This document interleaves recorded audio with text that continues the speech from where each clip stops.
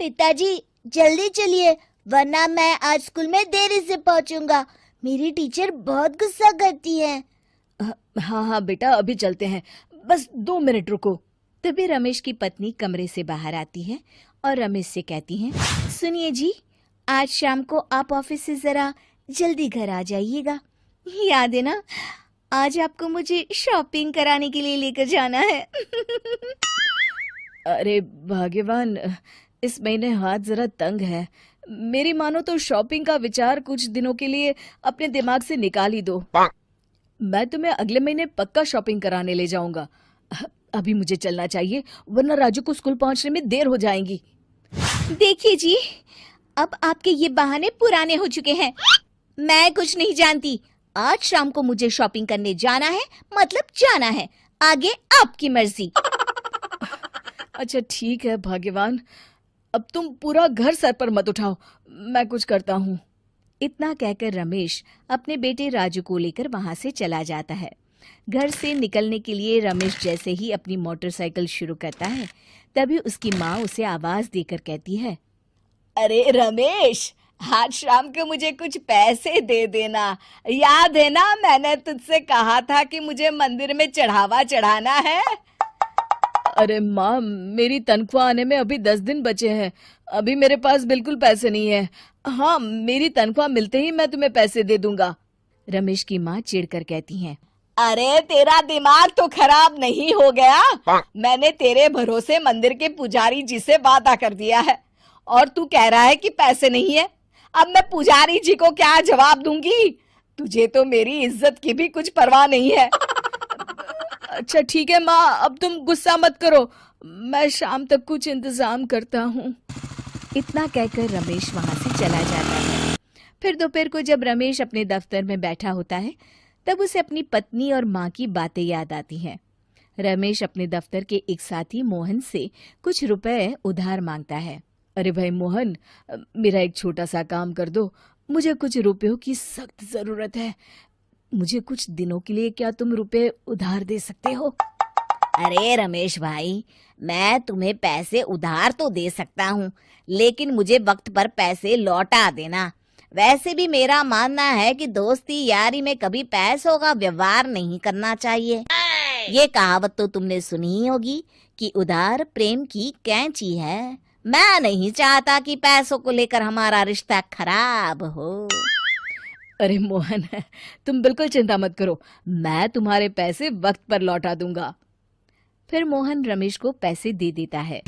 शाम को घर आकर रमेश कुछ पैसे अपनी माँ को देता है और साथ ही अपनी पत्नी को भी शॉपिंग कराने बाजार लेकर जाता है।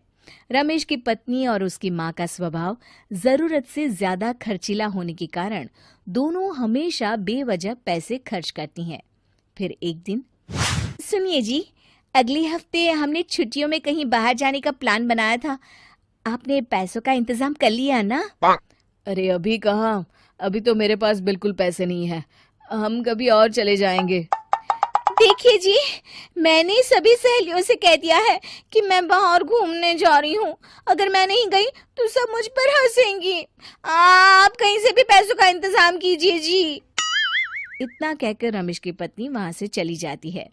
वहीं दूसरी तरफ रमेश की माँ भी तीर्थ यात्रा जाने की जिद करती है और रमेश से पैसे मांगती है। फिर अगले दिन रमेश एक सेठ से पैसे उधार लेकर अपनी पत्नी और बेटे को घुमाने ले जाता है और अपनी माँ को भी तीर्थ यात्रा पर भेज देता है। लेकिन जैसे ही रमेश अपनी छुट्टियां बिताकर वापस आता है, कर्जदार उसका जीना मुश्किल कर देते हैं। इतना ज्यादा कर्ज एक साथ अपने ऊपर देख रमेश काफी परेशान रहने लगता है। फिर एक दिन राजू की स्कूल की फीस वक्त पर न भर पाने के कारण रमेश को स्कूल में बुलाया जाता है।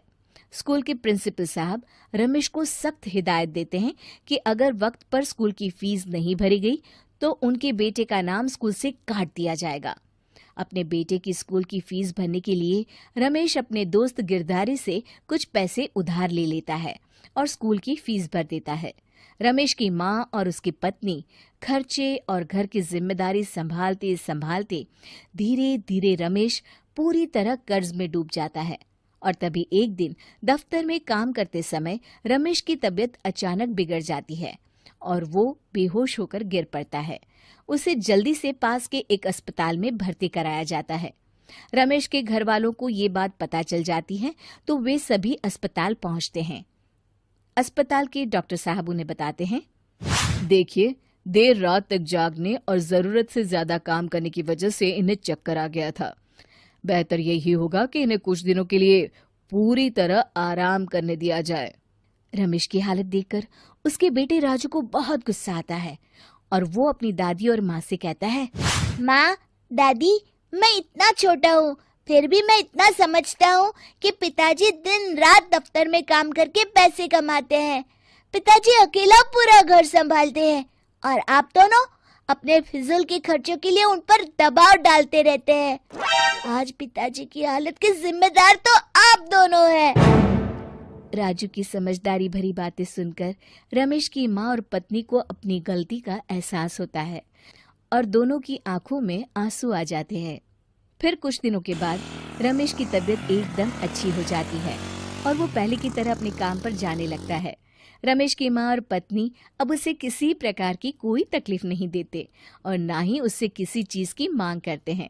फिर देखते ही देखते रमेश अपने कर्ज के सारे पैसे चुका देता है। उसकी जिंदगी पहले की तरह अच्छी हो जाती है और वो अपने परिवार के साथ खुशी खुशी रहने लगता है। शिक्षा, हमारे रिश्ते एक तराजू की तरह होते हैं जिसकी दोनों ओर जिम्मेदारी और समझदारी का वजन बराबर होना चाहिए।